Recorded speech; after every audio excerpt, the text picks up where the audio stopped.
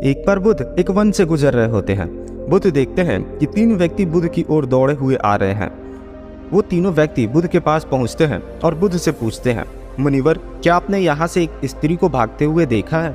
बुध कहते हैं, नहीं, मैंने तो यहाँ से किसी भी स्त्री को भागते नहीं देखा। बुध कहते हैं, परंतु आप तीनों इतने परेशान क्यों हैं? वे तीनों व्यक्ति कहते हैं, वह स्त्री एक डायन थी, वह हमारा सारा धन लेकर भाग गई। बुध कहते हैं, अकारण ही वह तुम्हारा सारा धन लेकर भाग गई? वह तीनों व्यक्ति कहते हैं, अकारण तो नहीं, हम उसे आमोद प्रमोद के लिए लाए थे, परंतु उसने हमें मदिरा पिलाकर बेशुद्ध कर दिया, जिसके बाद उसने हमारा सारा धन चुरा लिया और वहां से भाग गई। बुध कहते हैं, चलो अच्छा है, उसने तुम्हारा बोझ कम कर दिया। उन तीनों व्यक्ति में से एक व्यक्ति को क्रोध आ जाता है और वह बुध से कहता है, अरे तुम हमारा उपहास उड़ा रहे हो, तुम्हें पता भी है वह धन कितना था? इतना धन तुमने आज तक अपने स्वप्न में भी नहीं देखा होगा। वह व्यक्ति नहीं जानता था कि बुध बनने से पहले एक राजा के पुत्र थे, जिनके पास धन की कोई सीमा नहीं थी। बुध कहते हैं, वह तो अभी भी तुम्हारा सबसे कीमती धन लूट रही है और तुम कुछ नहीं कर पा रहे हो। परंतु यह कैसे हो सकता है? धन तो उसने हमारा कल रात लूटा था। आप यह क्यों कह रहे हैं कि वह अभी भी हमारा धन लूट रही है? बुध कहते हैं, धन उसने भूतकाल में लूटा और तुम उसके बारे में सोचकर अपना वर्तमान गंवा रहे हो। वह तुम्हारा वर्तमान भी चुरा रही है। ऐसा हो सकता है कि तुम उसे भविष्य में पकड़ लो और उसे दंड दो, परंतु उस भविष्य और इस भूत के चक्कर में तुम्हारा वर्तमान तो खराब हो रहा है। और यही सबसे बड़ी समस्या है।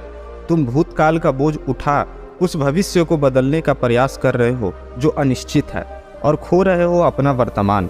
उन तीनों व्यक्ति में से ही एक व्यक्ति कहता है, बात तो सही है, यदि हम इसी क्षण में जिए तो क्या होगा?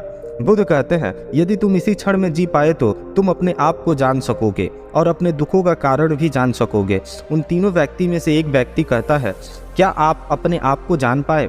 और यदि जान पाए तो उसे जानने से क्या होगा? उन तीनों व्यक्तियों में से एक व्यक्ति के पास बांसुरी होती है। बुध कहते हैं, मित्र, तनिक मुझे अपनी बांसुरी दो। वह व्यक्ति हंसते हैं और कहते हैं, सन्यासी बांसुरी बजाएगा? बुध बांसुरी लेते हैं और बजाना प्रारंभ करते हैं। जैसे ही बुध बांसुरी बजाना शुरू करते हैं, आसपास के सभी पक्षी पेड़ पौधे छोड़कर बुध के पास आकर बैठ जाते हैं और वो तीनों व्यक्ति भी बुध की बांसुरी की धुन में पूरी तरह से खो जाते हैं। बुध बांसुरी बजाना बंद करते हैं, परंतु अभी भी वो तीनों व्यक्ति बुध को एकटक देखे जा रहे हैं, क्योंकि इससे पहले उन्होंने इतनी मधुर बांसुरी कभी नहीं सुनी थी। वे व्यक्ति बुध से पूछते हैं, आप इतनी मधुर बांसुरी कैसे बजा पाते हैं?